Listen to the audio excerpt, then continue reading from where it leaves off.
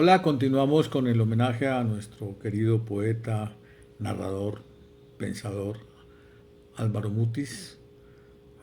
Ahora nos acompaña Fabio Jurado, un distinguido profesor, investigador, ensayista, promotor cultural.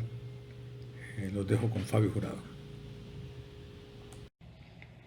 Álvaro Mutis forjó su obra poética en México, si bien la inició en Colombia.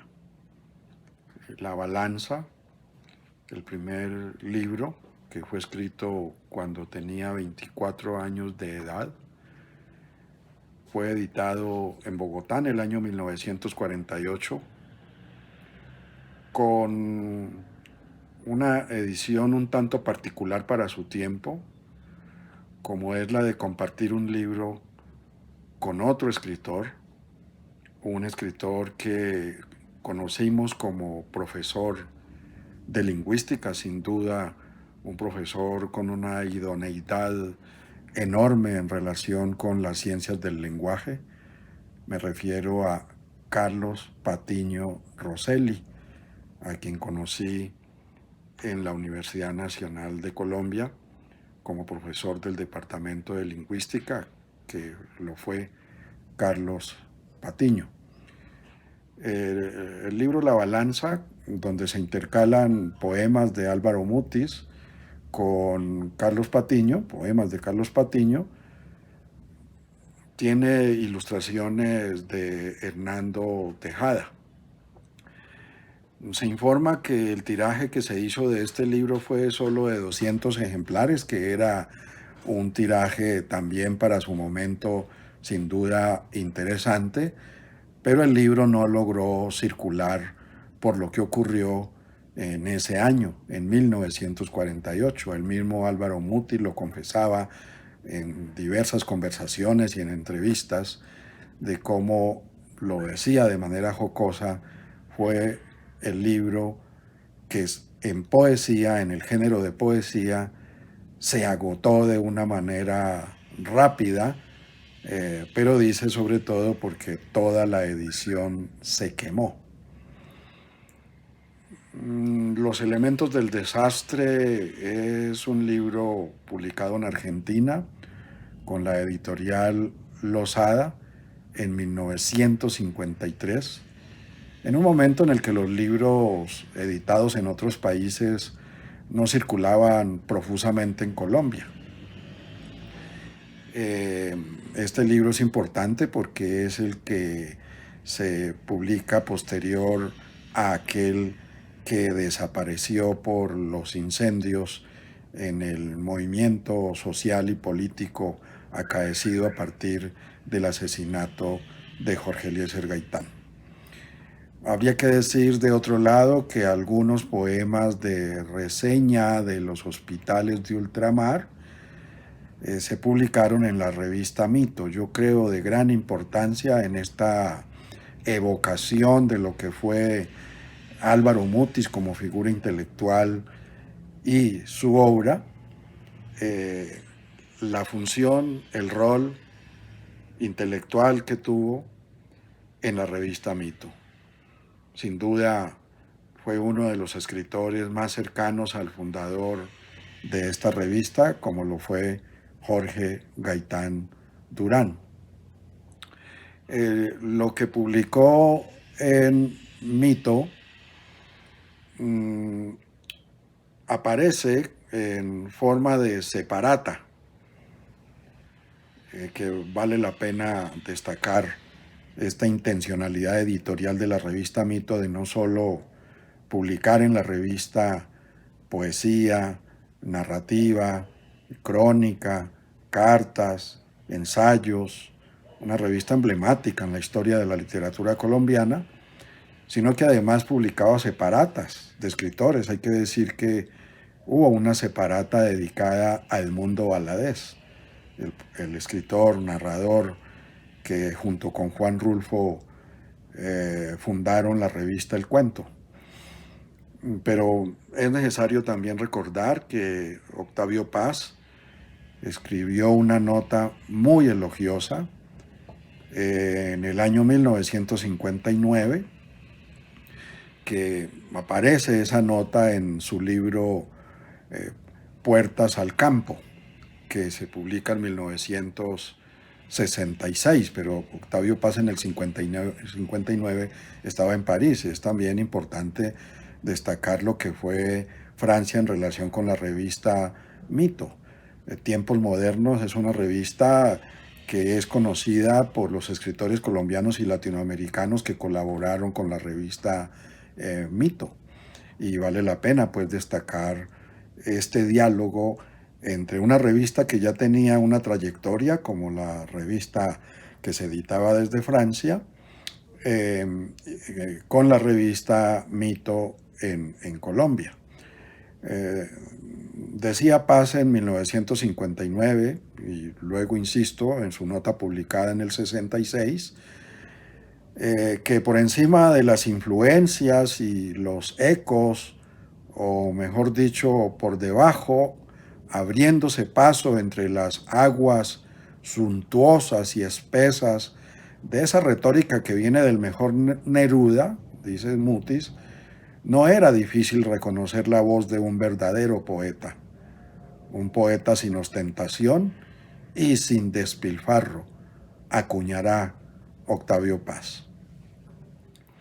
De otro lado, también considero fundamental reconocer la personificación de la geografía en la obra de Álvaro Mutis, cuyo antecedente simbólico está en esa otra obra clásica propia del canon de la literatura latinoamericana, como es La Vorágine de José Eustacio Rivera.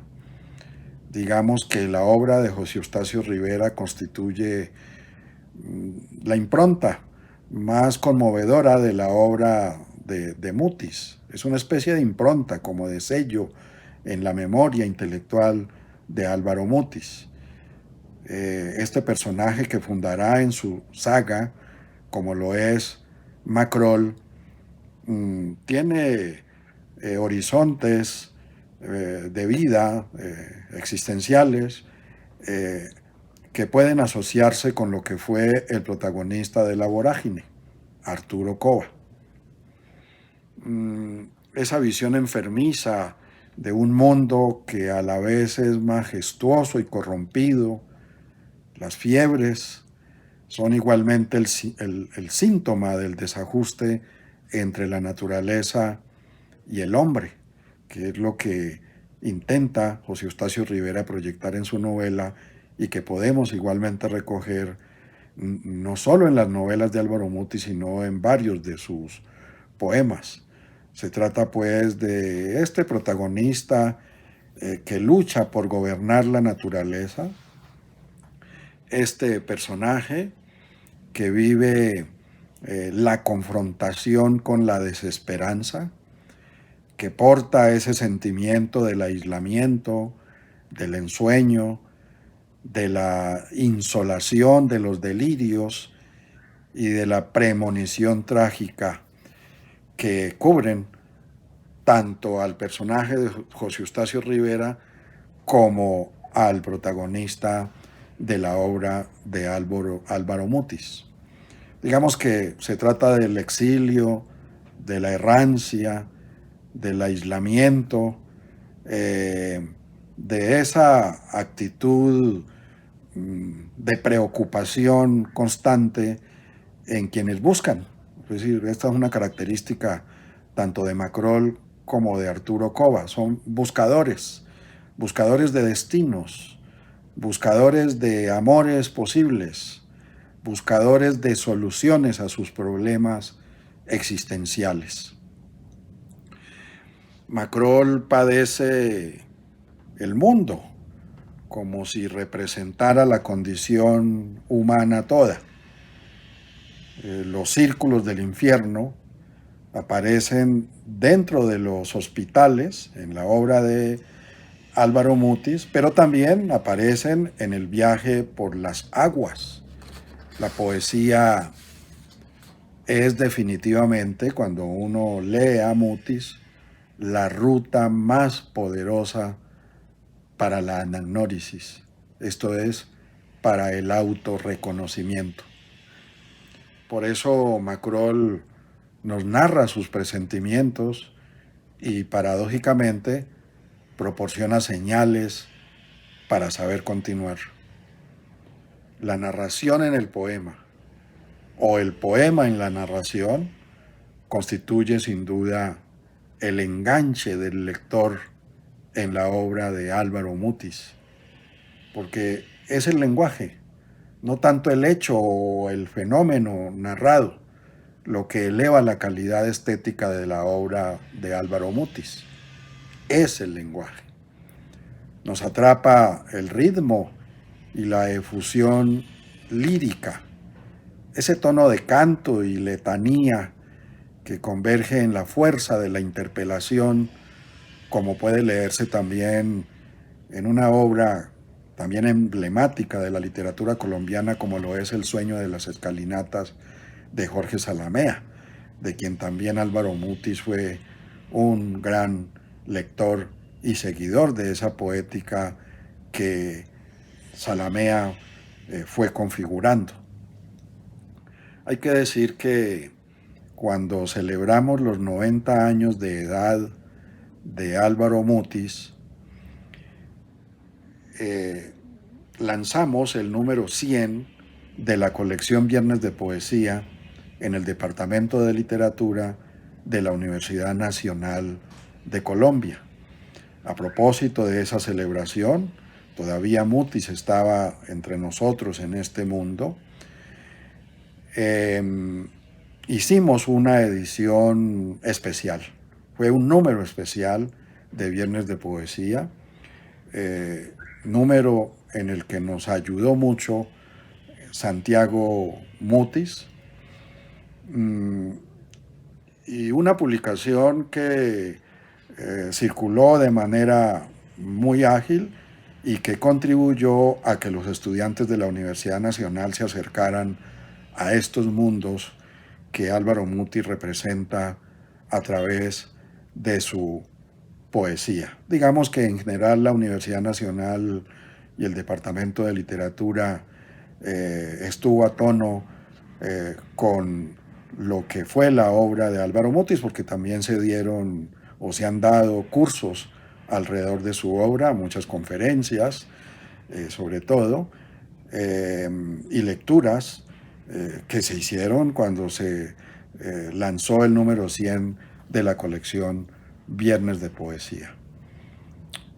Así pues, quiero con esta exposición breve exaltar la vida. Lo conocí cerca en México, tanto la primera vez en su oficina como la segunda vez en su casa y la tercera vez en la casa de García Márquez.